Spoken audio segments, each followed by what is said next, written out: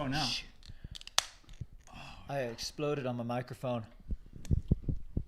Welcome back or welcome to the Singletrack podcast. My name is Ben Melanson. They made me do that. And there you have it. And We there didn't you make have you it. do anything. Oh, my gosh. All right. We are here. We are back. Last night, if you joined us for the men's preview, we told you we were doing a women's preview tonight. Promises made, promises kept. I'm here with frequent colleague Brett Hornig, and we are here with possibly the GOAT when it comes to fantasy free trail, Mike McMonagle, on his way, ascendant in the fantasy free trail sphere. Definitely in Leah's shadow and not the GOAT. Second this weekend, though. Second this past weekend. Second at Broken Arrow. At Broken Arrow, yeah. So very talented, knows his stuff, and has been doing a lot of stuff behind the scenes for Singletrack to make the production here this week and last week and this weekend truly special. So go follow him at Shit in the Woods. We're just grateful for you. Thanks for doing everything you do. Thank you so much for the opportunity to play Mike. a small part. It's amazing. Brett, how you feeling? You're coming back from the Free great. Trail Happy Hour. Yeah, we just got done rumbling at the coffee bar with Free Trail. We crashed their party. It was great. I think the last call bell has been rung, but I was going to say drinks on Free Trail. Thank you, Dylan. Yeah, it was good. Good to do a little bit of networking. See what's going on in the village. The village is popping now. What is today? Wednesday. Tomorrow's Thursday. Pretty much everybody who is racing is here now. So village is full. We're to capacity, and we're ready to throw down some audacious picks. I want to say one thing about this women's field before we get into all the data out there, how we categorize the field, predictions, analysis, all that kind of stuff. There's one thing, in my opinion, that this women's field has that the men's field doesn't have, and that is a very clear leader. We've heard Anthony Costales talk about this, and we kind of entertained it all week. Courtney Dauwalter is back at Western States this year. She is the alpha on the women's side. Everybody's race is based off of what she can do. There's not that on the men's side. And what else is interesting to me is there are probably 3 women this year, maybe 4, that want to follow Courtney. We think want to follow Courtney in this race and challenge her for as long as possible. I find that absolutely fascinating, and I cannot wait to watch this race on Saturday. Yeah, it's kind of like what we were saying. This is Courtney's race to lose, whereas that doesn't really exist on the men's side. There's a whole bunch of opportunities for someone to win, but I don't necessarily think there is someone's race to lose. In 2021, the last year that Jim won Western States, he won by over an hour. Hour 25. Yeah, Right. it was his race to lose, and it seemed like pretty collectively everyone else just decided on the start line, maybe even before the race. We're racing for second. And just listening to the vibes and the energy around this women's field, they're not going to let that happen with Courtney. People are going to try and beat her, and I think that's awesome. What do you think, Mike? Yeah. I think I'm fascinated to see what the race looks like at Robinson Flat. Courtney sounds like she's approaching this race like she has approached probably every race in her career for the last several years, and that's she seems like she's healthy and strong and fit and ready to just empty her tank between here and Auburn. So I don't know. She talks about not really thinking much about the other contenders in the field. Whether that's just kind of a PR strategy, sort of an outward-facing strategy, or if she is truly, because I can't do that. I might say, if I'm running a race, I might say that I don't actually care about Brett running Silver State 50 on this and lining up. What next battle, to by the way? M3? Yeah. That is M3. M3. Yep. I might say I don't care. It's just for fun, but I'm still thinking about him and how his presence on that starting line impacts my race. If Courtney is above that, which I wouldn't be surprised because she's obviously above me in pretty much every other respect. But I don't know. What does that mean? What does her going out there to empty her tank What does that mean on these conditions, especially in the first 50K for the rest of the field, where I expect Courtney to be comfortable in these conditions in the first 30 miles. Mm-hmm. Some of those people who maybe want to race her maybe aren't as comfortable in those conditions as her. Some of them maybe are. Yeah, and like, let's not forget that Courtney has won this race before. Like, winning the race is not a new thing for Courtney. Where she did, we asked her in our pre-race interview with her. If you haven't watched it, go watch it. But maybe not right now. You can still listen to this because I'll spark notes it a little bit. She talked about how, one of the biggest motivators for coming back was that she didn't finish her last time at Western States. And she wants to, I don't know if close that door and never come back here ever again, but it's at least get some redemption for not finishing. And that year in 2019, after winning in 2018, she was like well above course records or well below course record splits the whole time until she had that hip injury. So also it's not foreign for Courtney to know what it's like to be at or under course record splits basically all the way through to the river. So like there's a lot of things that she's done on this course that other people have not. We spent a fair bit of time in last night's men's preview talking about just the current weather and course conditions that runners can expect on Saturday. Is there any new information that either of you received in the last 24 hours that we should cover and or that we may have missed in the preview episode last night? No, I mean, nothing's changed. I didn't watch the preview episode last night, so I have no idea what you talked about. Yeah, I mean, we're looking at like potentially the fourth coldest year on record. Very, very similar. It's very similar to 2019. And that was the year Jim Walmsley set the course record. So even though there's a lot of snow and it might be slow up in the high country, the amount the amount of time you might lose there doesn't outweigh the amount of time you can get back from it being 20, 30 degrees cooler through the canyons, because we're looking, 4.5, 5 hours to Robinson Flat? Maybe more, 4.5 to 5.5 hours. I think so. Yeah. Yeah. Okay. Yeah, like Courtney would probably come through in that somewhere in that 5:15, 5:30. Yeah, maybe? 5:15, 5:30 range. Yeah, there's 11 more hours of racing after that. There's more time to gain in those 11 hours than the first 5. I also think, though, that there's a lot of time to lose in those first 5. You can burn a lot of matches. Talk about that. That's really interesting. Yeah. I've never felt that fin eye contact interesting sort of. That was palpable. I'll give you $30 if you talk about that. Well, I the word seems to be getting around, and it's that Anna Fisher and I did the first 30 miles of the course yesterday. I don't think we're the only ones that are getting a firsthand look at some of those conditions. Okay. And so I think there are some informed people among crews and runners out here, but it's really, really bad. The snow is going to slow everybody down. Mm-hmm. It's not. There are going to be some people that are more comfortable on that, though. So it's like if you let it bother you, or if you're just not comfortable on it and you don't have a choice, it's going to bother you no matter what. So you would say it's snowy enough to the point where if someone's not comfortable running on snow, it will probably bother them. For sure, yeah. There are some people, I have no doubt, whether it's one person in the competitive field or 10, I don't know, but like there are some people undoubtedly who will get on the conditions in the first 20 miles or so of the course and just won't be able to help it, be frustrated, lose a lot of energy, and maybe hopefully not, but I think ankles are going to be really susceptible to, or really vulnerable out there in these conditions. So like I do think there will be carnage of several different varieties pretty early on. Okay. Yeah. And I think it'd be fun maybe later in the episode too, as we go through a lot of the contenders to factor that in. Like, who do we see, gunning for the win, gunning for a podium that we think will actually have, that is kind of fit for the current conditions in the high country, stuff like that, versus, who's fit to make up ground in the second half of the race.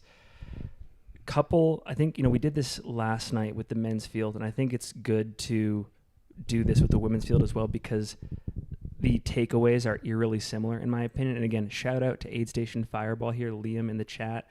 if you're not following Liam on Twitter, the data that he brings to the table is kind of paradigm shifting. Like we talked about this last night, Brett, about just what we're looking at here has made us reevaluate where, figuratively this race starts. I think for a long time, the storyline was that the race in Western States starts at Forest Hill. The data that we have received from Liam, just crunching the numbers, would indicate that, in addition to obviously the race starting in Olympic Valley, from like a strategy standpoint, it kind of starts in Robinson Flat. Here's one interesting stat. In the last 25 years, there's never been a top 3 women's finish that has come from a runner outside the top 10 at Robinson Flat. Very similar to the stat in the men's field yesterday. So in the women's race, if you want to be on the podium, you better be in the top 10 at Robinson Flat, according to the numbers. Very much in the mix. I don't believe it. Numbers are numbers, Mike. I don't believe that it's necessary. You're a data Paradigms guy. can be broken. Yeah, well. Yeah, they can, which is why I just said according to the numbers. Right. Just looking at the stats. I'm taking emotion out of it. Are you suggesting that this could be one of those years where that's broken? Yes. Bless you, Maddie. And honestly, like if you run the numbers at other key aid stations, Michigan Bluff, Forest Hill, the River, it gets even more tight. Like there really is no room for error, and as the race goes on, you really have to be like inching your way closer towards the front. I'll just give you, for example, a River stat here. Give me 1 second. Since 1998, so again, the last 25 years, there's only been one eventual race winner who was further back than second place at the River, and that was Ellie Green back in 2011. Ellie Greenwood. Wow. So, yeah. So, historically, the race has been pretty settled by the River. The race has been pretty settled by the River. Male or female? This is just on the female side. Okay. Just on the female side. On the men's side, there's been a few more shakeups past the River, like the Andrew Miller year, the Jeff Rose year. But on the ladies' side, it's been less so. One of the things that I think is worth mentioning is that Ann Trayson and Nikki Kimball skew these results. For sure. A lot, because they combine for 20 wins, which, that changes the stats a little bit. Someone in the chat asked if, there's no external traction devices allowed on the shoes, but would any of those shoes that have the built-in traction, like micro spikes or anything, help at all? They would certainly help on the snow. And then the question is, the amount that they would help on the snow, and then the amount that they would not help you everywhere else, is it then worth it? I think that answer is going to change from runner to runner, because I think so too. It's not 30 miles of straight snow. There's sections of not snow. It's not rhythmic at all. Right. But so then it's just do you clickety clack it across the rocks? I don't know. I'm not trying to be a tap dancer, but maybe some people are. Just a couple more brief stats here to set the table. I might have a question for both of you based off this. 2 stats. The last tape-to-tape win was Casey Lichtig in 2016, though that was debatable because she was sharing a lot of miles early on with Devin Yanko. In the modern era, and I'm characterizing the modern era as beginning around 2010, which is, again, debatable, the most common win The in this millennials era. modern era. The millennials modern era. How do we determine that to be the modern era? Modern is just this vague word. You kind of have to just pick a date. Oh, I figured it was just before Ann Trayson, post Ann Trayson. Before AT. Yeah, after AT. AT. Looking for a good, yeah. But I would say the most common style of winning in the women's field in the last 13 years has been taking the lead at some point in the canyons. Ellie Greenwood did that. Magda did that. Courtney Dauwalter did that in her 2018 win. Ruth Croft did that last year. Yep. Where do you think the eventual race winner is going to take the lead and hold it from here on out, Mike or Brett? I think this year, the only reason I would say anything other than earlier is just because if Courtney has a bad day, but I don't like predicting people blowing up or anything like that. So I think the winner on the women's side this year comes tape. I don't think tape to tape. I think Courtney, if we're not counting Casey's win in 2016 as tape to tape because someone was Devin Yanko was there through Red Star and perhaps Robinson as well. I think I wouldn't be surprised if there was still people with Courtney to the bottom to Swinging Bridge. I don't think she'll be by herself by Robinson Flat. I think people are going to be willing to roll the dice enough to be still there. And then I don't think Courtney's strengths don't really lie into like, I don't think Courtney's going to pull away from anyone between Robinson Flat and Last Chance. But I do see from Swinging Bridge to the top of Devil's Thumb, I could see that as a potential spot where Courtney starts to stretch things a little bit. What do you think? I think I agree with that. We've seen Courtney win a lot of races, and some of them have not been wire to wire. For sure. I think it was Cat Short at Bandera this year. Yep. Was with or leading Courtney for at least 5, maybe 10 miles. You were on the ground for that one. Yeah, I saw Cat Short come through first at the first aid station 5 or 6 miles in. I think that at Madera, Jasmine Lothar, correct me if I'm wrong, was with her pushing, or challenging her. for sure. So I definitely won't be surprised if we see somebody ahead of, at least with, if not ahead of Courtney at Robinson Flat. And I don't know. I'm curious. I just think that women's ultra running is getting better and better and better. And I wonder, when are we going to see somebody in, that can stick it a little bit longer, if not for a whole race? Yeah, she's not on an island, Finn. Courtney's not on an island.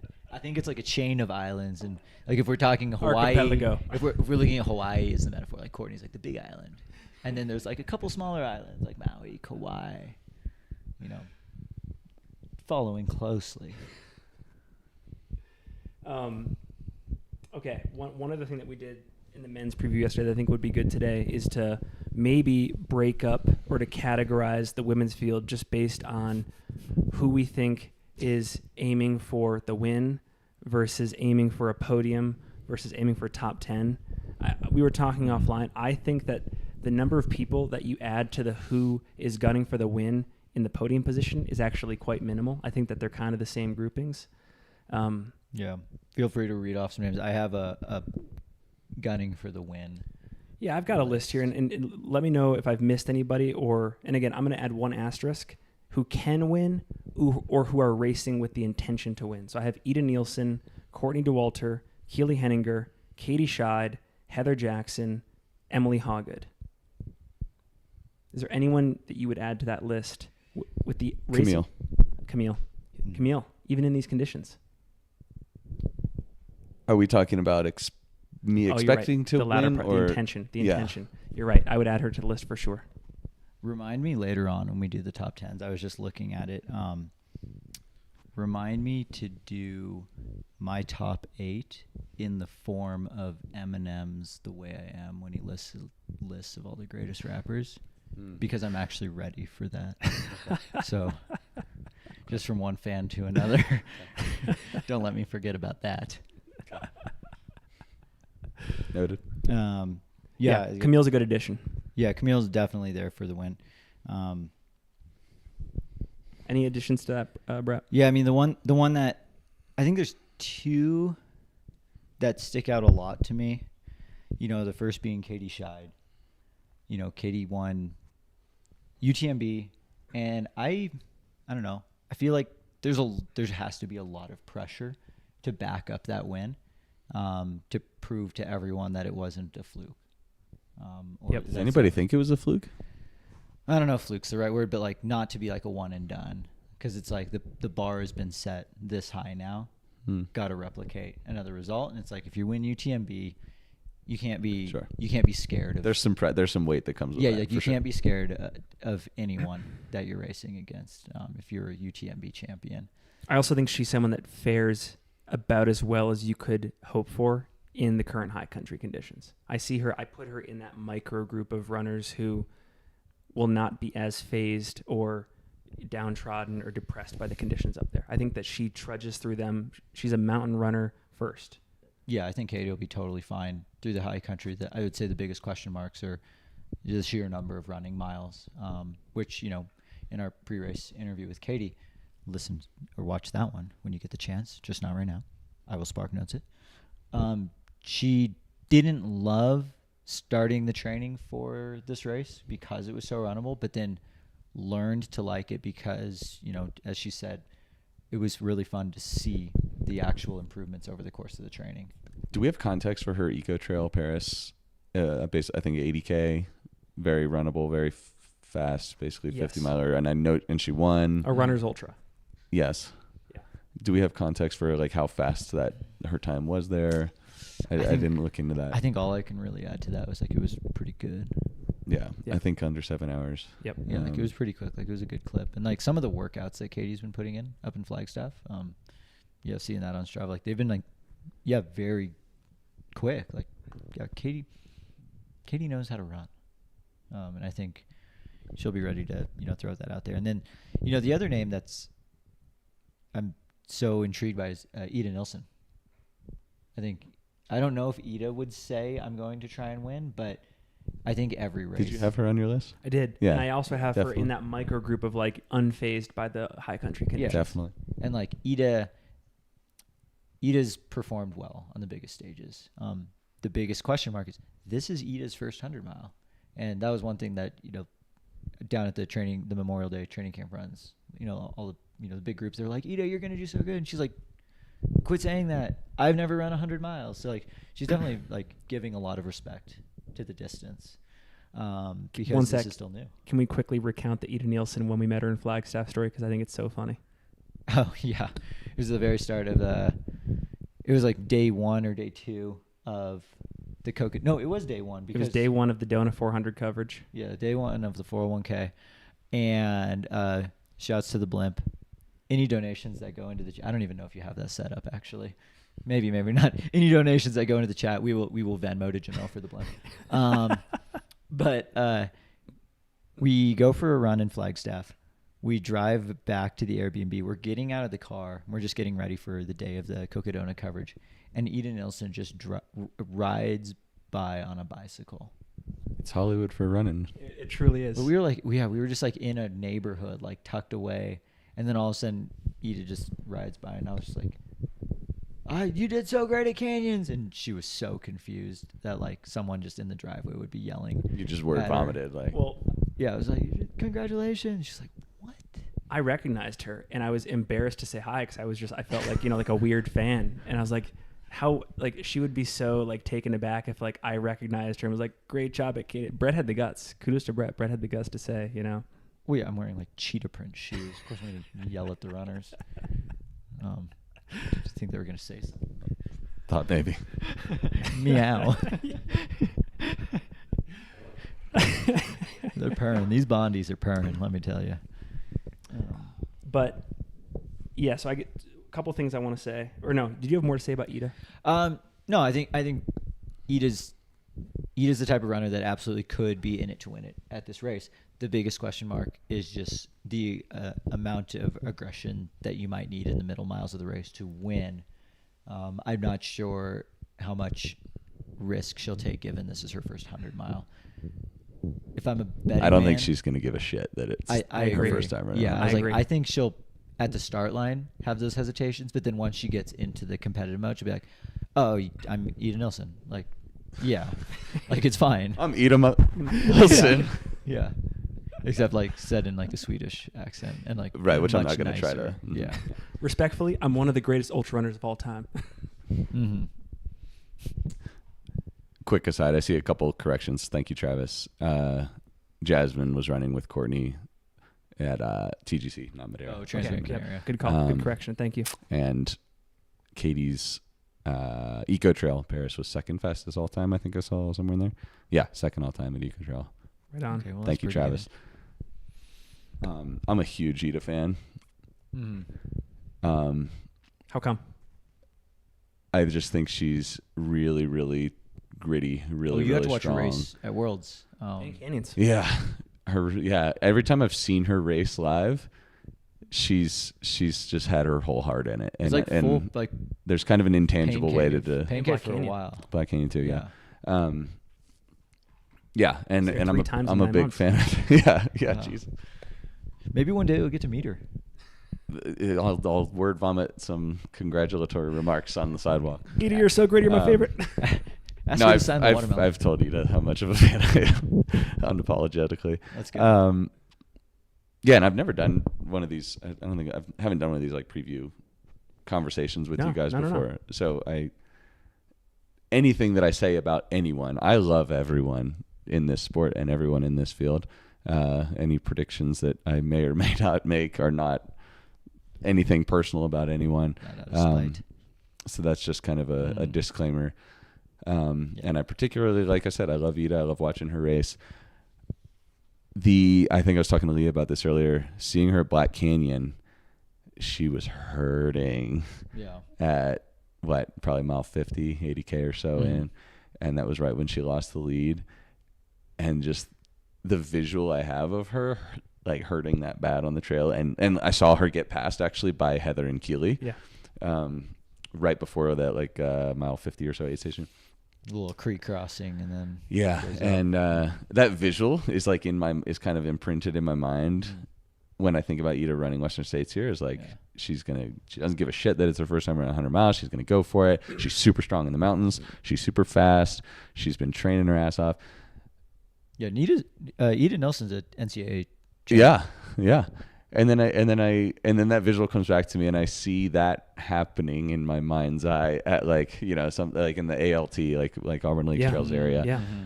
But her canyon, so the other side of that is that she was hardly running before Black Canyon. She was skiing all winter. She's actually been training now. She's been training, and her training for canyons was totally different and was very, very good and very, very specific. Yeah. And she smashed it. Yeah. So her Western States training has been very specific too, and it's been bigger than Canyon. At the Memorial Day runs, I'm fortunate to be able to have shared a couple miles with her on the third day, and she's like, "Yeah, this is like my first time in a very, very, very long time actually hitting back to back 100-mile week." That's too many backs. It's quad back. Got my baby back. Pretty high mileage. That'd be a big week, little week, big week, back, baby back. Yeah, you're right. But no, it was just back to back. She's like, "Yeah, I got my baby back. 400-mile weeks in a row and healthy, felt good." She's like, "Yeah, I'm actually doing she was pretty happy with herself for having actually done some higher mileage training and felt good through it. Sweet. Being like, check this out. Look what I've been doing." So yeah, I've got high hopes. There are 4 other people on this could win or have the intention to win list that we haven't debriefed yet. I've got Keely Henninger, Heather Jackson, Emily Hawgood, and Camille Herron. Mike, who should we talk about next from that list? Let's talk about Keely. Okay. Because I've got her on I have all these people I think on my list too. Kick us off because she's healthy, right? She's healthy. She's fit. She's focused. She has experience at this race, with a finish in 2019, I think. Yep. And a pretty good finish. I don't know off the top of my head, but top 10. Top 10. Yeah. Top 10. I think 19 something. I want to say. So she has experience with a good result on this course, and I know that she was running, very solidly and with a lot of joy last year until she was taken out with an injury. I know that she's had a lot of really good experience on the trails and has spent a lot of time in the area here training on the course this year again. So yeah, she's somebody who I think is a very serious threat for the win, objectively. Where are the biggest question marks for Keely over the course of this race? What is there any part of the race that worries you about her? High country. Yeah, I don't know. Does she have a lot of mountain running type? Because really, this first 50K, she has done CCC, yeah, and she's done quite well. Yeah, I think she got 4th there. Last year, she had to drop due to an ankle roll, an ankle injury. So that just has me nervous then about. Yeah, the first 50K of Western States is really quite technical. Yeah. So I really didn't. It's more technical than I think I remembered or realized. So maybe it's fair to say to put her in the category of if she can safely get through the first 50K, Yeah, I mean, she'll be good. Knowing, to go. knowing that she has, she had an ankle injury last year. I hope that is, I hope that she has kind of emotionally and mentally done what she needs to do to put that behind her. I do think that I might have said it earlier. People, I think that ankles will be really vulnerable on the first 30 miles. So maybe, maybe that is something that could mess with some psyche, if nothing else. Yeah. You saw her race at Black Canyon? Yeah, she smashed Black Canyon, yeah. Yeah, that was an amazing race. That was one of the, Black Canyon 100K, I know we've talked about it a lot.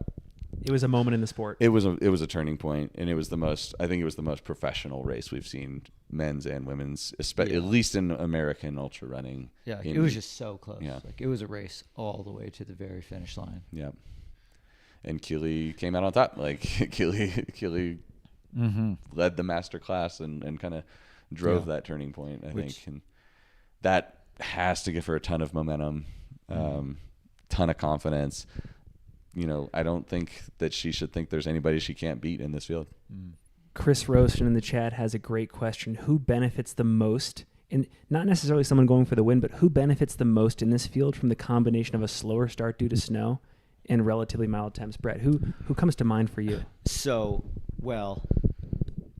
combination of a slower start, I think, is kind of a loaded statement, because a slower start doesn't necessarily mean an easier start. No. If there's no snow, that leads people to running, the first 30 miles way too hard. If we're talking about the lower temps over the course of the day, I think if and only if they can safely get through the first 50K, someone who would be very dangerous is Camille Herron. But that's a massive if and only if. That's a really good one. Getting through the high country, because Camille has historically not done well in the high country on snowy years. But if Camille can make it through the high country without having burned too many matches, I would put her in that wild card category to absolutely smash the last 70 of the course. Do I think that's going to happen? No. So what if the race was, what if they drove the whole field up to Robinson Flat and everybody just had to stand on their feet for 5 or 6 hours and then the gun goes off? In the current temps? Yep, in the current temps. So there's just 5 a.m. My question is, does Camille win that 70-mile race? I think there's a lot of leg speed in this field. I think Camille's placement goes up a lot. I think Heather Jackson's placement goes up a lot. I agree. I think Courtney becomes more vulnerable because she doesn't get to wear people down in the first 50K. I think Katie Scheid also, I don't think that race scenario, I don't think that helps Katie Scheid either. I think it helps Eda Nilsson. I don't think it helps or hurts Eda. Eda just doesn't give a shit. Like that's what I'm the saying. first 50K. That's what I'm saying, man. She doesn't give a shit. It's on her mouth. The first 50K give a shit. There's snow. Won't beat up Eda, but the fact that we get to make the race. Eda very well might give a shit. By the way, I'm not putting words in Eda's mouth. That's just we've created a caricature. Yeah. But then when we get to think about if you took out the high country and just stood around for 5 hours, that would play into Keely's hands too.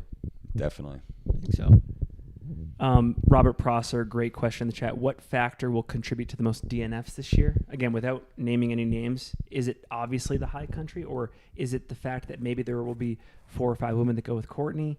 What do you think? I think it's the high country, but I don't think that necessarily means DNFs at Robinson Flat. Correct. I think if we see DNFs at Forest Hill or Michigan Bluff, it will be as a result of the high country. Yeah. We ran the middle part of the course and we saw what was burned. And if it was going to be 100 on Saturday, I would say totally different race. I would say that's going to be harder than the high country. Yeah. But it's not. It's going to be 80 degrees in Auburn. And it will feel warm, but it won't feel like a furnace. And that's a big difference. Want to say something? I want to go back to that question about please. Sorry, the one we were talking about. If Camille last 70 miles, The race from Robinson Flat to Robinson finish. Flat. The question was who's at an advantage from a slower start, right? Or like, what are the advantages? Yeah. From a slower start and then a faster last 70. Is that a disadvantage for somebody like Leah Yingling? I think Leah benefits from tougher conditions. Yeah. Like, I agree. So does the slower start slow everyone down to like how she would normally race? like I think Kind of, you know what I mean? Leah gets slowed down less by the high country than some other people. Mm-hmm. Like if you Yep. took the top 10 from last year and make them all hit their identical splits through Robinson Flat this year, Mm-hmm. I think Leah burns less matches hitting that exact same split than other people in the top 10. So I think the high country benefits Leah. I think had it been 165 degrees out, that also benefits Leah. Yeah. Leah was cold last year at points, right? Like in a hot year, she was cold. Yeah, I'm sure. She That was. sounds I know dangerous. that she was never hot. I know that she never got hot. There's two more names I want to cover here. Maybe three. The first one, though, and I'll say something. Emily Hawgood. We had her in Yes. studio earlier this week. And, you know, if you followed the race last year, Emily Hawgood went toe-to-toe with Ruth Croft, her teammate. Not necessarily toe-to-toe because they're, you know, they feed were off each working other. They were together. working together for 50-plus miles of this race. And, you know, Emily had the courage to run that race for that long, to be at the front. And I think she, just based on our interview with her, she gained a lot of confidence from that experience. And I don't think that should be discounted. And, you know, I think I'm very curious to see how she does here. I don't know where to group her when it comes to the people that fare decent in the high country versus people that don't fare as well in the high country. But I have her in the mix here. I have her as part of that group, I think. I think I have her as the last addition to that group that sticks with Courtney for as long as possible. I think for me it's Katie, Eda, Heather, and Emily that try to hitch on to Courtney for as long as possible. Yeah, and in our pre-race, I'm going to do it again. In our pre-race interview with Emily, if you haven't listened to that, go check it out. Emily said, like, I learned a lot about myself getting to share those miles with Ruth. Like, get to see it firsthand. Like, Yep. like yes, Ruth did end up pulling away and winning the race, but I was like, well, I deserve to be up there for that many miles. Like, I can deserve to be up there for more miles than that in future years. And could you swap out Ruth for Courtney in terms of like caliber, Western States caliber? I would have loved to I would've- see yeah. Ruth in this field. I Yeah. would have too. Ah, But I think that probably you can. So I think that Ruth's Emily, performance last with year that was very experience, probably shouldn't be intimidated by Courtney in this field. right. Yeah, agree. I think Ruth is one of the few that could come within shouting distance of Courtney in many races. Ruth just won the Zugspitz Ultra outright. That's baller. Are we supposed to know what that race is? Bless you. Yeah. Well, It's I've heard Switzerland. I think it's definitely in Europe. I'll outsource that to Aid Station Fireball. It's definitely and, in Europe. It's on Earth, right? It's on Earth. The I think returners are returning. You know, it's definitely in the It's not solar one of system. those It's new definitely moon in the solar races. system. Okay. People have told me. I'm not saying it. People are saying that it's a great race. Hey man, I don't want to. Yeah, Courtney could have been beat at Bandera this year. I think if this field was running Bandera this year, Courtney would not have won. assuming And that's what Courtney I'm talking puts forth about. the same exact performance as she did at Bandera. Yes. Yeah, because like I don't know if it's a hot take or not, but like if you break the race down, like the execution of Courtney's Bandera was actually not very good. She went out really Correct. hard and slowed Yeah, down a that's lot. that's And very right. And if you're slowing down that much and someone rolls up on you, you're probably going to get past. Yeah. To your point, Courtney is vulnerable in 100Ks. I mean, Ilsa McDonald beat her at Black Canyon back in, I think it was 2018 or 19. There's some context to that. Granted, Yeah. Courtney ran Sean O'Brien 2 weeks before, but but she's not not impregnable. There's been a few. I don't know if we want to like. It's slight category switch, but there have been a few people asking about some like the international golden tickets. Beth Pascal. I have the golden. Comes to mind. Oh yeah, but I was saying for this year, some of the international golden ticket winners who are going to be lining up. Kind of highlight a few of them because we did. Yesterday we had like the returners, the international golden tickets, the domestic golden tickets. So from Tarawera we have Nancy Zhang and Stephanie Austin. I don't know much about Nancy, but Stephanie Austin's training has actually looked great. Like pretty consistent, like 90 to 120 mile weeks with, I would say, the correct amount of climbing for Western States. Nice. And I mean, I think what do you think? Are we to a point in the sport where if you won a golden ticket, you're immediately in the top 10 conversation? Depends on the class. I think, like we were talking about the class of 2023 men's field. Yeah, like from here on out, like if you've won a golden ticket, you're probably showing up to this race thinking you should be able to get in the top 10. I think so. Because like I know that's more people than there are in the top 10, but we are definitely. No, that's Leah. Yeah, we haven't forgotten about Esther Chalag, the peanut gallery back there. Wish we had a camera on the peanut gallery. Esther's name has been burning a hole in my pocket. Single morning, Leah's just like, for this whole conversation. I'm very excited to talk about. Don't forget to talk about Esther. But yeah, maybe we should. To your point, I do think that ultra running is at the level where, like, golden ticket races across the world now are. You are top 10. If you're getting one of those golden tickets, you are absolutely in the top 10 conversation at Western States. For sure. No doubt.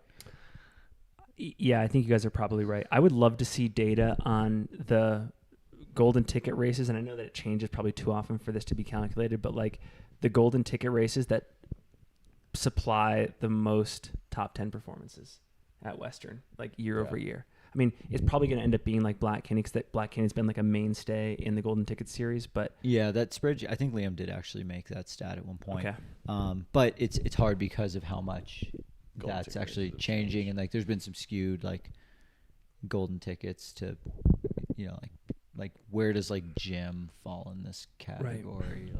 Right. But to the Tarawera yes. golden ticket, Nancy Tarawera. Mm-hmm. I don't want to butcher her last name, so I won't try. Nancy. Tarawera to me feels like a very translatable and it's kind of now. Skill set to Western States. But for this year, at least specifically, someone who won Tarawera this year, you know, Dan Jones and Nancy, that feels like really translatable skill talent to a course like Western States from what I know about Tarawera. Yeah. I worry that it doesn't have enough it's a bit faster, gain right? and descent. Like it's pretty fast, but same thing could have been said about Bandera, and there's been a lot of successful Western States runners come out of Bandera. Interestingly, though, we just named 2 golden ticket races that aren't golden ticket races for next year. So maybe they're not as good at golden ticket races as we thought, but I don't know. I don't think it is. I think there's more politics than that. Can I say one thing about Heather Jackson? It's your podcast. Going back, well, say what you want. I do also want to. There are two people that I would add to our current list that I think are podium contenders, and that's Leah and Esther Chalag. But one thing about Heather Jackson, we had her in studio today, and she shared an interesting story about why she leans towards running these ultras so aggressively from the front. And it all relates back to triathlon and how she would always be the last of the pros out of the water, out of the swim section of the triathlon. And she was always entering that run section, feeling that she needed to make up so much time. And I think that's where a lot of the aggressive nature of her strategy comes from. I just thought that was interesting. That kind of helps explain her approach to ultras. But gosh, if this was 2018, like if we had the conditions of 2018, even though this would only be Heather Jackson's second ultra, just given where she trains, how she trains, I felt like if those were the conditions, I have her like as a very likely candidate for the win. This is not 2018, and these are not those conditions. In fact, they probably work not very well in her favor. But yeah, and like I feel like just with where like women's ultra running is currently and where it's headed, like you can't win a race anymore by just going out hard and like kind of fading. Like I think that the motivation that would be gained, you know, by like second, third, fourth place, knowing that, oh, the leader's fading, like the type of motivation that you can draw from for that. I think in more and more of those circumstances, that person is going to get caught, whereas historically they haven't. And that just goes to like the strength and the depth of the fields now. So that's why I'm curious about it, because most of Heather's races, you know, if we're looking at like Javelina and Black Canyon, it was like go out hard, and then you know, micro fade. That's what we've been calling it today. Micro, I love it's not that blow phrase. up. I love and that it's just phrase. fade a little bit. But Micro like fade. Slope. Yeah, like micro fade. Rich Lockwood micro faded at Lake Sonoma. Did he? I think he did. He was like up there and then. And he faded just a maintained little like bit. 5th place. Yeah. That's Like- your go-to micro fade reference. It's the Yeah. latest one that comes to mind off the dome. Love it. Yeah, wow, it's like a deep cut off the dome, micro fade. But you know, I worry about how many places Heather Micro fade. Jackson might lose this year with a micro fade. It sounds like a haircut. I asked Mike for the micro fade, McMonagle actually. has a micro fade. Yeah, Travis says that's what I order at the barber. It's funny. Me too. I order a Mike McMonagle at the barber. I order a Hal 3 on Kerner. top, 2 on the sides. I know. Okay, let me ask you this question. Oh, go ahead. You had Yep. something? No? Let me ask you this question. So if we're extending the conversation to the people who can podium, I've added Esther and Leah to that. Am I missing anybody in the people who can podium category? I think that any So- name we've mentioned so far and that we will mention on this episode can podium. Like, I won't be surprised if any name we've mentioned so far is on the podium, and there are probably multiple names that we won't even mention here. I have one That I won't we be haven't surprised. mentioned that I think could be on the podium, and it's kind of a deep cut, but just based off of their training this year, she's very fit, and that's Casey Ligtag. Yeah. I think I wouldn't put it past Casey to end up on the podium. Casey's won this race. This is what I wonder about Casey. I think she's a huge threat too this year because she's in very good shape She's and in training good very shape. well. Yes. Do you think that she still has the competitive spark when the going gets tough? And I don't know the answer. I haven't talked to her about this at all. Like, I really don't know. It's just something I'm genuinely curious about. Is somebody who is going for what, her 9th top Yeah, this is 10, ninth. like, Yeah. or No, do I have well, that right? I don't know if it's Ninth no, it's not finish top Very in a close row. to it. Very Ninth close to finish 10 in a row. lifetimes. Yeah. Is that like, that's just, I'm kind of tired thinking about doing that Yeah. for 9 years, and especially at the level that she's done it for so many of these years. I'm genuinely curious if she's somebody who maybe is out here more because she loves being out here and Yeah. maybe is losing a little bit of There's the a competitive lot of spark. there's a lot of pressure to finish your 9th Western States too, because Yeah. when you finish 9, you get invited back for 10. True. So you don't want to take a lot of risks, So maybe. so maybe you don't. Is this a 2-year plan for Casey of like finish number 9, Top and then 10 at number win 10. number 10? yeah. Or yeah. Yeah, freaking just win number 10. With that being said, Casey was in like super good spirits at the Memorial Day runs, and I think there was a little bit of like fresh life breathed into her. One, because she'd been training so consistently after getting over a handful of injuries, and 2, because Hoka finally updated the Zenal, and Casey's going to be racing in the Zenal 2. Yeah. Which I don't think that many people can get away with racing Western States in that like lightweight of a shoe. But Casey's shoe history through, you know, Nike Trail and then through mostly racing in the Yep. Torrent Yep. with Hoka, Casey actually got to give a good amount of input on this news and all. That's always exciting when you just like have a shoe that you truly love that you get to go and run fast in. Like that leads to faster running. I think, Mike, it's a really interesting debate because we don't have like an official like retirement ceremony in our sport, and people kind of just like go out quietly. Like, what would be the signs that you look for that would indicate that an elite athlete or a formerly elite athlete has had like a perspective change and is now running ultras for different reasons? Long trail FKT. Long trail FKTs is true. It's probably true. Is Casey going for the PCT the only FKT? answer. Start counting your 100-mile wins or, I don't know, states you've won. It's cherry I season. think it's a really good but question, it's specifically in this instance, like I think personally I'd be a little surprised if I saw Casey in the maybe even in the top 10 at like Robinson Flat, Michigan Bluff even. I think I'd be like I won't be surprised if she top 10s this race because of how fit she is and how familiar she is and how just probably joyful she'll be out there. Like I think that counts for a lot. Is Casey fit enough to conservatively race into the top 10 this year? Yeah, I definitely think so. Yeah. Which is why I put her in that podium. And I think if she wanted to, I think she's probably fit enough to certainly podium. I think I'll be surprised. Let's start a petition. If that happens. Like, let's see an aggressive Casey. Yeah. On Saturday. I mean, I wouldn't take the risk that it takes to go for that on my ninth one. Yes, I mean a blow up or potential DNF would be a huge disservice to the Michigan Bluff Social Club. I just wanted to say the name out there. Casey did get a race admin spot, I think through Michigan Bluff, and they are listed as the Michigan Bluff Social Club. That's amazing. I don't know. That sounds exclusive. I know it does sound very exclusive.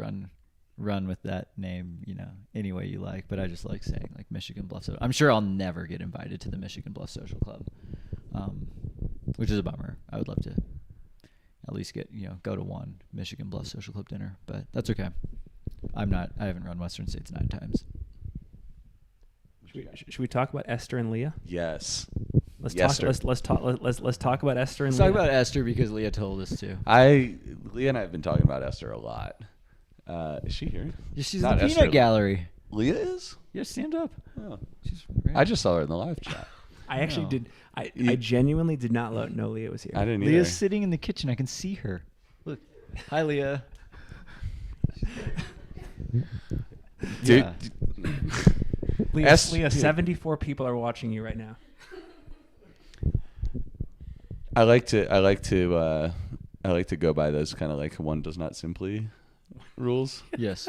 One does not simply I'm not talk saying about it's Esther aliens. Chile. I think But it's I- aliens. I think that one does not simply get 4th place at the World Championship in Thailand, a super rugged, very hot, very humid, super steep, mountainous, or world-class or get a competition golden race, ticket at UTMB. and I think 5th at UTMB, Yeah, 5th at UTMB.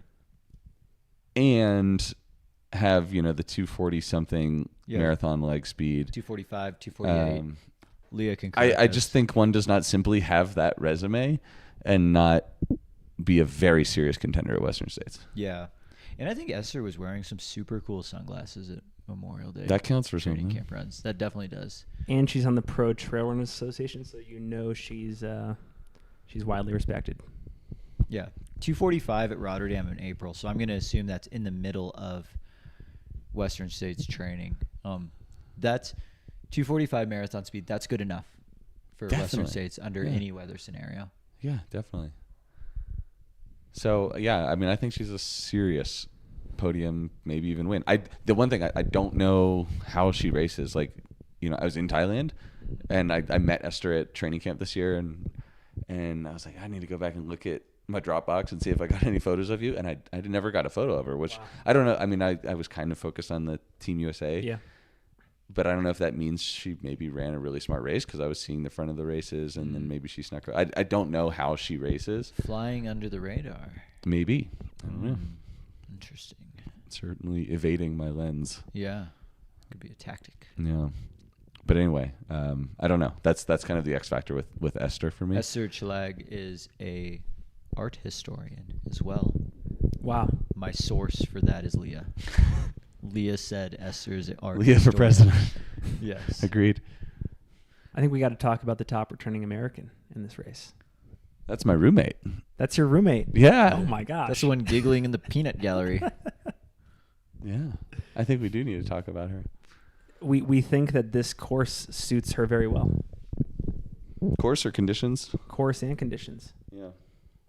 Yeah, I mean, I think there's other courses in the world that probably suit Leah better, but when this one has difficult conditions, that's more favorable. I think one thing that you gain hugely is, the fact that Leah raced last year. It's still pretty fresh in her mind. Like, went to the Memorial Day training camp runs. Like, she's seen the course. she had an insane winter to train through. Snow, the high country, that's not going to be as big of a challenge as some of her competitors. And then it comes down to, just executing all the pieces of the race from Robinson Flat to the finish. And, I think Leah learned last year, she didn't really turn it on until after the river. Seems like she's learned, like, okay, maybe I can flip that switch a little bit earlier this year. And that's exciting. That's a hand raise for Liam in the chat. I want some Leah stat. Yep. Dish. Oh, yeah, I wasn't reading. I was too busy actually talking about I wasn't listening. I was reading. Leah's strengths instead of just raising our hands. And we had a great conversation with Leah earlier today. I believe it's up on YouTube right now, and it should also be on audio players. But I think she's just in a great mindset, and she's had a lot more luxuries this time around that she didn't have last year, which I think she's more fresh coming into the race. And I think she has an easier pre-week kind of cool down taper here at Western States, Olympic Valley. And there's just some more things working in her favor this year. One thing that Leah mentioned in her pre-racing interview, again, if you haven't watched it, definitely go watch that. It's great. Is that the lead up this year to Western States was completely different, and that's exciting. Last year, Leah raced a lot. Leah's always raced a lot. Leah's a serial racer. She's actually had a chance to get in a pretty just solid training block this year, and I think that's going to benefit her because it's just been a while since Leah got to just like hunker down and train without doing a race. And that definitely, as you gain experience in the sport, you don't need to race, as much. Like, it's fun to, but when we're getting up into this like upper end of the sport, sometimes it's like, well, yeah, you gotta, you can't be, like a social butterfly all the time. You gotta just hunker down. Yeah. Is Leah a social butterfly? Well, she races so much. I imagine like it's just because she just likes talking to people, hanging out. Yeah. So, yeah, I'm excited to see what kind of race Leah puts together on Saturday because she's been able to just train and focus on the Saturday. Actually, I have a question. Please. Before I say what I might want to say. Yeah. I think when you guys were talking to Arlen earlier, Arlen Glick, I forget the vocabulary you used. Maybe you called him like a 100-mile runner, and you asked specialist. You asked if he would specialist. consider himself a 100-mile. What would you? Is there like a classification like that you would use for Leah? I don't think there necessarily is a distance one. Leah right? got second at Way Too Cool this year. I don't know if I ever see like Arlen getting on the podium at Way Too Cool. No. Yeah. Yeah. What category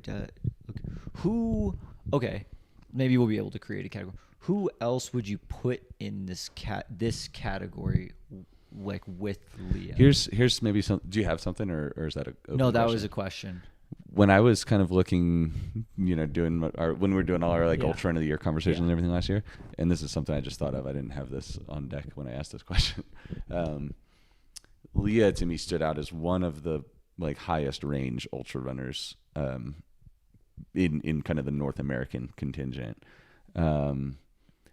which Brett's talking about Way Too Cool reminded me of that going second at Way Too Cool, top American in freaking Thailand 85K. Bullshit race. Yep. Bullshit as in just insane conditions and crazy gnarly. You meant lame. Doesn't count. Six at Western States last year. Yep. Her bear one. There's a lot of range from in distance, in terrain, in kind of vert profiles. There's a ton of range there. So maybe that would be a good classification. Is a very dynamic kind of. I think I would put Emily Hawgood in that category. I feel I would that. put Ruth Croft in that category too. Ruth Croft is a very rangy runner. Very rangy runner. I would put Courtney So DeWalter rangy. in that category. I don't think I would put Courtney in that category. Although actually, you know what? Sorry, I take that back. Courtney can run Courtney got top 10 at Sears and all. Yeah, and Courtney's run everything from Well, Moab Courtney's run some fast, like 100 Yep. mile and 24-hour track races. and Moab Yep. 240 and Yeah. one Bandera and a Yep. course track. Like, So- you got to Yeah. put Courtney there. Yeah, so I'll like walk I that think back. like Ruth, Courtney, Emily Hoggett, Leah, like I think they all kind of do slot into that. None of them are necessarily Category. specific specialists at a distance or No, or it's even on more a like- certain terrain. They're like Yeah, I like that. specificity specialists where they have a race coming up, they train for that race. It usually goes pretty good. Zagama. not Zagama. Sierra Yeah, Zone. sorry. Word vomited. Um, Thank you, Travis. Yeah. So yeah, I'm going to call them the specificity specialists. I like that.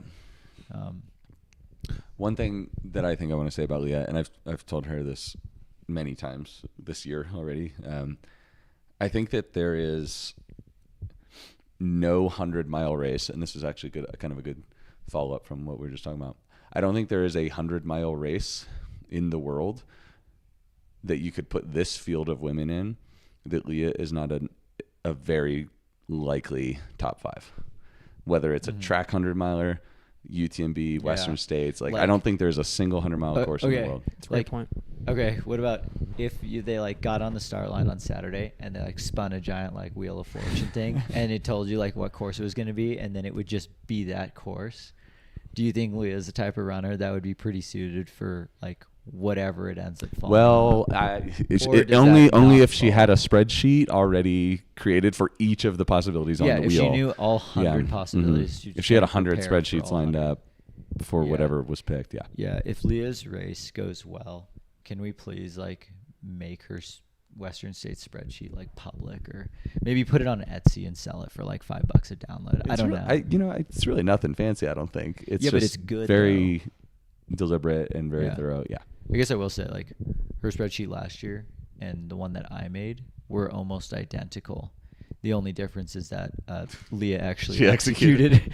But when you look at our splits, like we never talked about that before, but then when you look at our splits and what the total finishing time was, we both wrote down, I think, within 10 minutes of the same time, and our splits were almost identical through, mostly because we mirrored Camellia Mayfield's best race. Leah last year, like her spreadsheet, there were 3 finishing times or 3 prior races that she had based her race last year off of, and they were between like 18:15 and 18:42 or something finish times. Yep. And she ran 18:32, I think. Like, Yeah.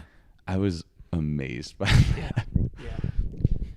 Wait, why don't I have Cami Brius in my list? Is she back? Wasn't I don't she know. fourth last year, or is she out? I think she's No, out. she's out. She's out. with injury. Yeah, she's out. she's out. No, Okay. she had the surgery. She had surgery. She's out. Okay. One more thing I want to do before we get into our fantasy free trail top 10 picks is just acknowledging people that we think in top 10, and I'm going to read off a list of names. We can go deep on any of them or add to them. I've got Katie Asmuth here. We didn't talk much about Camille Herron earlier, so I'll add her there. Riley Brady, Nicole Bitter, Taylor Nolan, Meg Morgan, Priscilla Forgy. Yeah, I want to talk a little bit more about some of these like new like Western States rookies that have the potential to run pretty well. I mean, I think Meg Morgan's race at Black Canyon this year was super impressive. And one thing that stood out to me was like it was a very smart race. Meg, was like hanging back for a while and slowly moved up and like was not afraid to pass people late in the race. And Yeah. really mature race. yeah, it was a very mature race. That's important for Western States. Definitely. I think the only reason why I didn't put Meg in like the podium potential category is because there's an amount of risk that you have to take if we're gunning for the podium. I don't know if this is the year for Meg to try that. I believe this is her 100-mile debut. And while Black Canyon is similar, this race is still it's a much beefier version of Black Canyon. The other runner that I'm really excited to see is Can we just real quick about Meg before we Yeah. move Please. on? She's another one though. Like again, anybody that we've mentioned, but Meg definitely fits this category. I would not be surprised if she podiums. Like, I'm not expecting her to, but again, like, she has the talent. Like, if she executes the race that she's probably physically capable of, like, Yeah. definitely would not be surprised. Wildcard slot. Yeah. And then the other one was Riley Brady. I'm who got very much on the Riley second at Javelina. The Riley wagon. Second at Javelina to Devin Yanko, and Devin smashed. This is another one does not simply kind of moment. Like, we've been talking about Heather Jackson this, Heather Jackson that. Riley beat Heather Jackson at Javelina. Riley likes runnable courses. They're not super keen on the high country, but Riley's been here all week. Got to talk with them. Did training camp. Got to talk with them a bunch at Broken Arrow, and they're like, yeah, like, the high country will be fine. Yeah. It's not what I'm looking forward to a ton, but it'll be fine.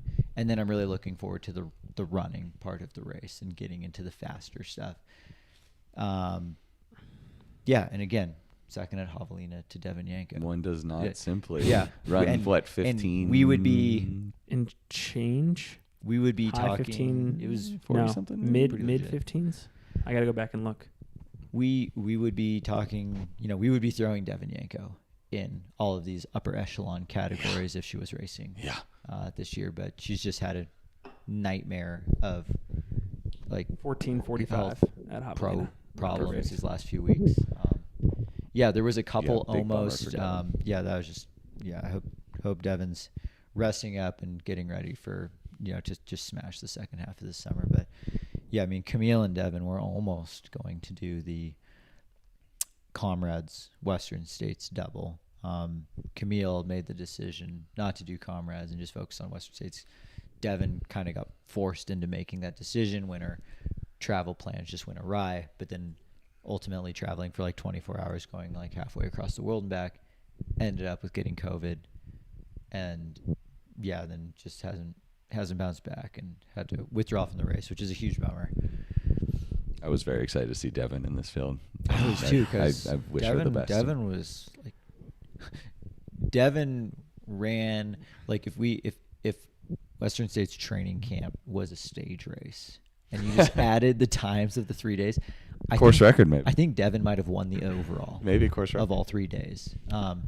And that wasn't because Devin wasn't like hammering the days, right? Like, it seemed like each morning she was like, hey, like, good morning, like, I'm just gonna go do my own thing.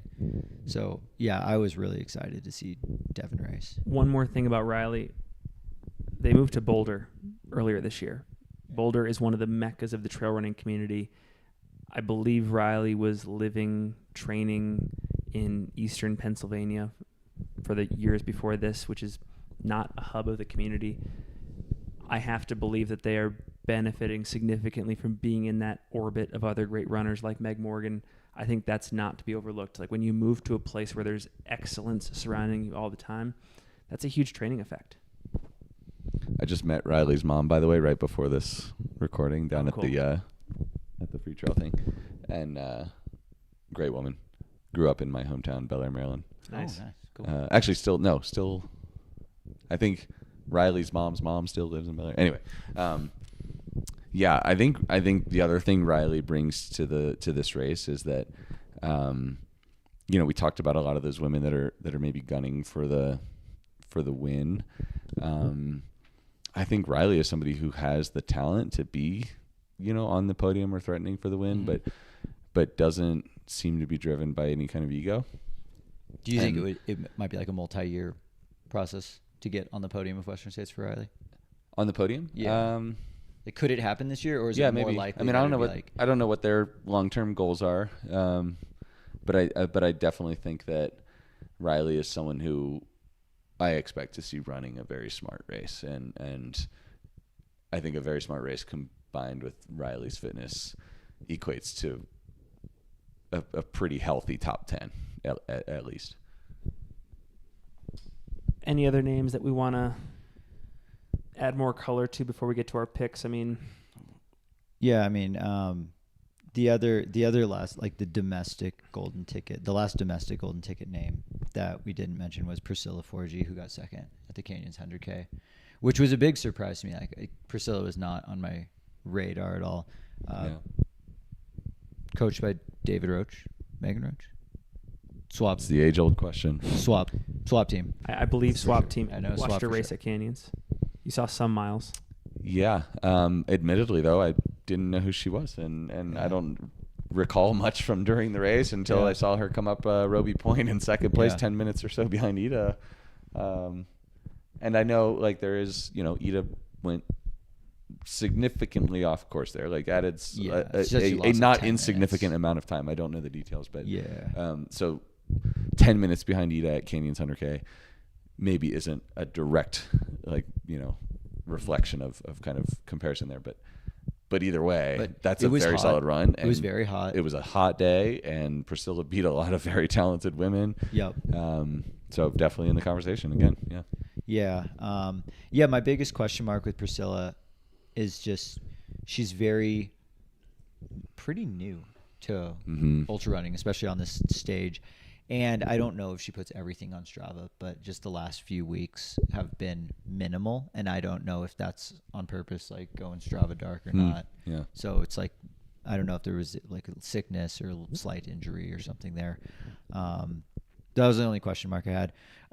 From international golden tickets that we didn't mention was the 2 golden tickets from the Doi Intanon 100 mile in Thailand. That was Jenny Quilty and Winfei Shi, who Winfei has got second at the Ultra Trail Ninghai 100K. It was like mid-April, so it's like already a pretty solid 100K result. And like usually, is that Southeast Asia somewhere? I think it's in China. Those Southeast China's Asian pretty ultras. big, so I mean, actually know. I haven't been to like a Southeast Asia ultra, but well, other than Thailand, the Thailand World Champs. But That I just instantly raises your credibility. Like, but I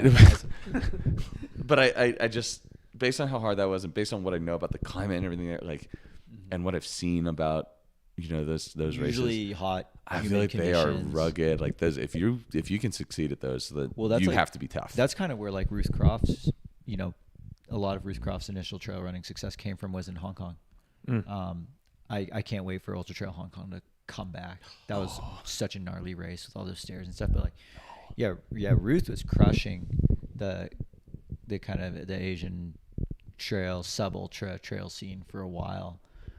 So like it definitely translates to or can translate to success. I would like to humbly present to both of you my fantasy free trail picks. Can I say one more name? Yeah. One more name we haven't mentioned. I don't think we've even mentioned yet is Nicole Bitter, who I think brings a lot How did of... I miss that on the last domestic? Yeah, you're right. That was my bad. My bad. Sorry, everybody. That's okay. Like, Nicole is obviously someone who brings a lot of veteran experience at the top level of this sport. Yeah, I have notes written down. Like, I'll let you read your notes then. I don't have them, so... Second at Bandera to Courtney DeWalter. Yeah. Like, also legit field. Like, held off like a mega charge. Ran a very intelligent, composed race too. Like that second place was a very controlled. That was going back to the fall third at Javelina. Yep. Yeah. Also legit. This is Nicole's 8th time starting Western States, and Nicole has placed as high as 6th. Most recently it was a DNF in 2021. So, it's only safe to assume that that's got to be motivating her to finish well. Out of curiosity, do we know her fastest time at Western States? I did not have that written down. That's okay. Actually, I bet it's... actually, I know where it is. Thank you, Liam. Let's go. Spreadsheet of all these names. So many names. In any case, I mean, I think that I don't expect to see Nicole, fighting for the win. And I personally don't expect to see her, gunning for the podium here, but I expect to see her, in that top 20 mix the whole day. And that's somebody who could work her way into the top 10 for sure. Nicole's PR on this course is 18:55, which was good for 7th in 2019. Sweet. That's pretty fast. Sub 19. Yeah. I feel like I categorize anything as sub 20. It's Yeah. like pretty fast. Should we talk about times this year at all? Yeah, I was just about to let's do say before we go Let's do it. into No, that's a the good point. the Let's course definitely do it. record watch graphic that I don't have that eventually I'll have next year. Is there a sound effect? There would be. What would it be? Like course record watch. Got it. Are we under course record watch? We for the women's absolutely race are this under year? course record watch. I would we are have one. to. We are 1 billion % under course record watch. Yep. We're definitely paying attention to the course record. I believe that probably there be is a paying attention. level. There's a Category 5 hurricane approaching the course record. Yeah. If anyone's on an Hurricane island, what? they Hurricane better Courtney. hunker down. Hurricane Courtney. If you're on an island, get the sandbags ready. Okay. This is the island I was referring to. Okay, it's the course record. All right, and okay. it's under siege. I think it is time. And I'm just gonna say, like, It's been 11 years. I don't You want have anybody some watch. predictions. I don't want anybody watching this or listening to this to think that I am at all doubting Courtney or discounting Courtney. I'm going to expect Courtney to win this race, but there are at least several women in this field that will be on the starting line on Saturday who have course record potential. Like, I don't think this is necessarily the Agree. Courtney show. Agree. I don't think it necessarily has to be the Courtney show. Agree. So Ellie Greenwood is the only lady to have gone under 17 hours. Do we see more than one person on Saturday going under 17 hours? Yes. We do. I don't think so. I think we have. I don't either. I think we have 2 women that go sub 17 this year, and I believe that we have 4 women go sub 18. So there's 2 women that finish in the 17s, 2 women that finish in the 16s. That is my prediction. I think we And see. I believe that the entire women's top 10 goes sub 19. I think we only see Definitely. one sub 17, but I think it's also sub 1640. I Agreed. think we see a winning time in the 1630s this year. I'm saying 16:20. What? Do you need a headlamp for 1630? I think it was like right You around barely do. 16 You hours. barely do. 16 You hours barely was do. like right at it. It's 8:20, so we're at 15:22 right now, right? That's Mhm. So you have one more hour. Yeah, You're at so like pointed barely, rocks Like right now. just maybe. barely. Oh man. Yeah, when do we see the first female finisher come in without a headlamp? Does it happen on Saturday? No headlamps till Auburn. I agree mostly. I think a sub 17 win. I think it'll be Courtney. I wrote down actually 4 men under 15, 3 women under 18 was kind of what I'm expecting. I think second and third place will be in the 17s. Yeah. Mhm. Yeah. Yep, I think we're. Well, I guess Mike didn't get to chime in on yesterday's. Mike, do you think the men's field is under course record watch? No. I agree with that. I don't think it is. I think Jim's 14:06, 8. It's 07, 09, 07. something like that. I think that's going to take I perfect think that's a conditions pretty special start to run. finish. Yeah. I agree that it's not, but I think there's going to be a record number of top men finishing under 15 hours. Agreed. I could see that for sure. All right. 4. I was of going them. to say 5. Assuming that's a record. I was going to say 5, but 4 Four is, would be a record. is yeah. All right, my picks, and I'm going to do a little bit of explanation along the way. Courtney Dauwalter in first, Katie Scheid in second, Eda Nilsson in third. So right off the bat, my prediction is that a lot of that lead pack is going to stay intact for the duration of the race. I then have Leah Yingling in fourth, Riley Brady in fifth, Esther Chalag in sixth, Emily Hawgood micro fades to seventh, Heather Jackson micro fades to eighth, Katie Asmuth in ninth, and Casey Lichtag in 10th. Okay. Obviously, with this list, there are going to be glaring omissions. Yeah, I was just about to say. There are going to be absolutely stunning glaring omissions. You left out Keely Henninger. I left out Keely Henninger. I think of what? Go ahead. I only Go ahead. said that just so that way Matt and Liam could just make it be known that you left out Keely. just so they could start churning out some memes and Matt could say something funny. But again, you can't make a top 10 without leaving someone out. Right. You know, Totally. I think that's just how good the fields are. You can't create a top 10 without leaving someone out and pissing off someone in the chat. But that's what we're here for. That's why Finn makes the picks. One more thing. So I've got Leah Yingling in 4th and Riley Brady in 5th. I love that. I have Leah Yingling finishing in 4th place, but running under 18 hours on this course. I have Leah Yingling running in the high 1750s. At least more than a 30-minute improvement from last year. Yeah, and I think, we talked about it in the previous interview. I think she's going to cut a lot of time at aid stations. I bet she cuts 10 minutes at aid stations, and I think she's going to run 20 minutes faster on course.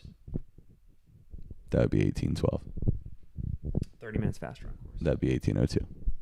Yeah, she's going to be Still not there. She's going to be very close to 18, but I think she's going to go under 18. We don't do public math on this podcast. I'm just fucking. We don't do public math. Can I say that on TV? Sorry.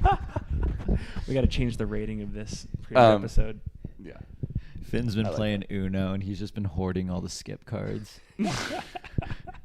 Matt, I'm done picking on Finn. Skip Melanson.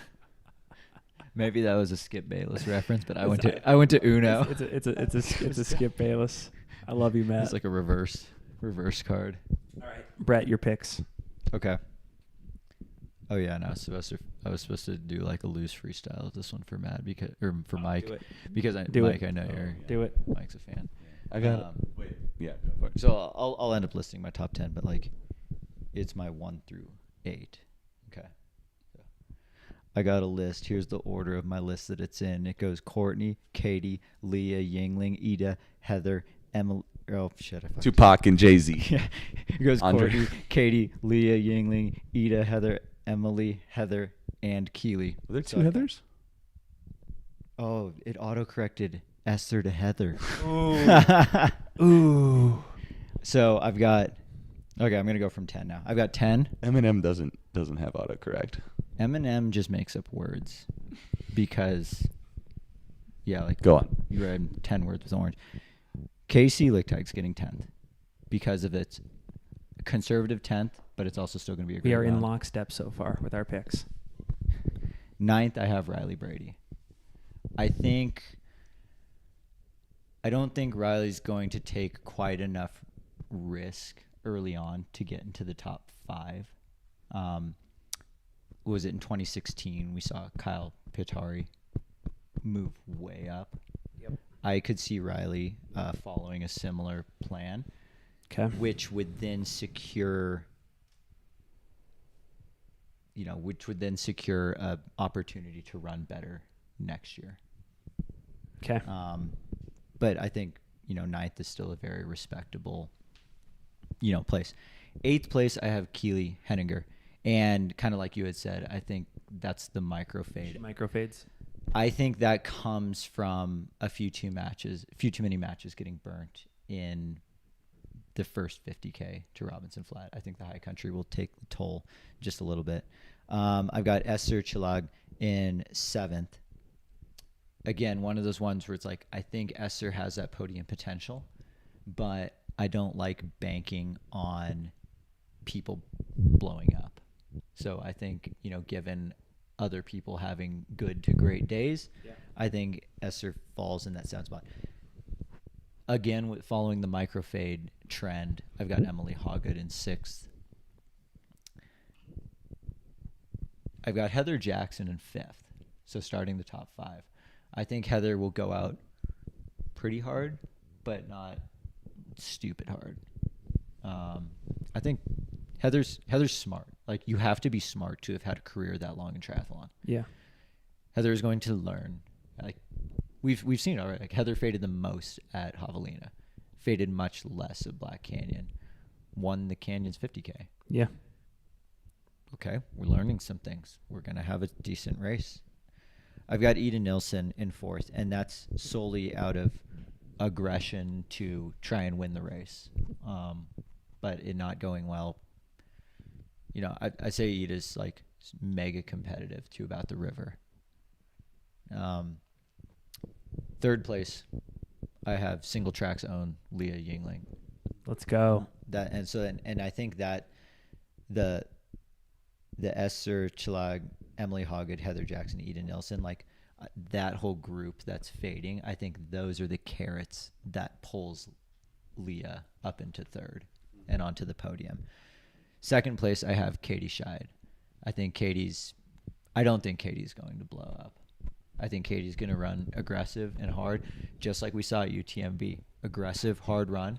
Lost the lead for a while. Yep. But still stayed competitive. I think we will see a similar race like that. And then I think a solid margin up front will be Courtney Dauwalter, course record. Although Courtney said she doesn't care about time. That doesn't mean the course record won't happen. Yeah, for sure. I'm gonna lock in those picks. I feel good about those ones. We've got almost identical top fours, except we swap Eda and Leah. Yes. Who are your top four again? Top four that you for share? Courtney, Katie, Eda, Leah. Okay. I'll bring a little bit of flair then. Let's hear it. Yeah. Let's see what you got, Mike. Again, this being the first time I do this, and now just looking at this list that Leah helped me make.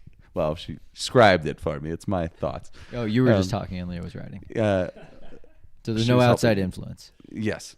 I hate that there are some names missing from this list. Like, this is so hard. I love so many of these people, and I just hate the fact that there are names that I'm not about to say. This is Mike's nightmare. Yeah, this is horrible.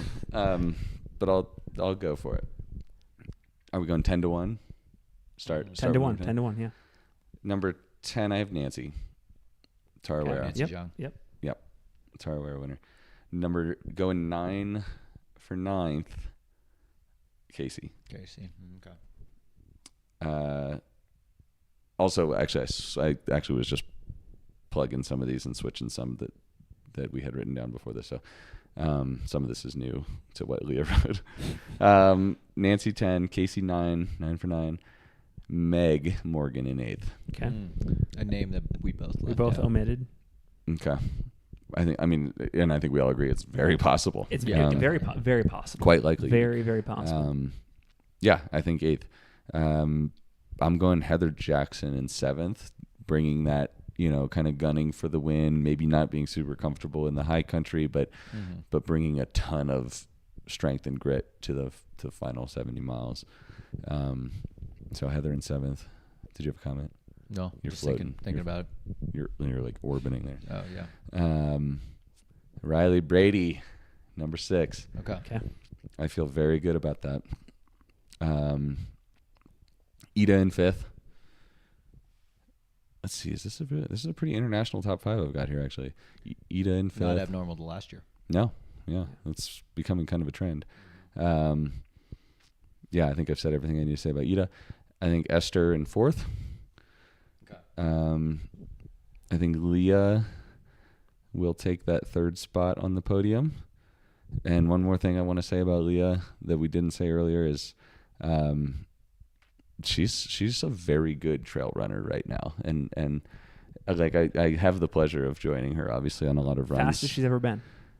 I think fastest and most skilled and most talented and most comfortable she's ever been on trails of all different shapes and sizes. So yeah, Leah had one of the greatest saves I've ever seen on the 3rd day of the Memorial Day training rounds. We had just started and we were on like a tight downhill S bend where it was very steep, and Leah kicked something, and I think every single person would have flown and just face planted, and somehow Leah stayed upright just fine and just strided it out, and getting to see that firsthand, I was oh yeah, the trail skills are there. Yeah, being a good trail runner, by the way, by that I don't mean coordinated. Oh no, that was a display of coordination. Well, yeah, we'll likely maybe have some twists or some falls or whatever, but we'll respond to it very well. Because 2 days prior to that, on day 1, there was a face plant in the snow.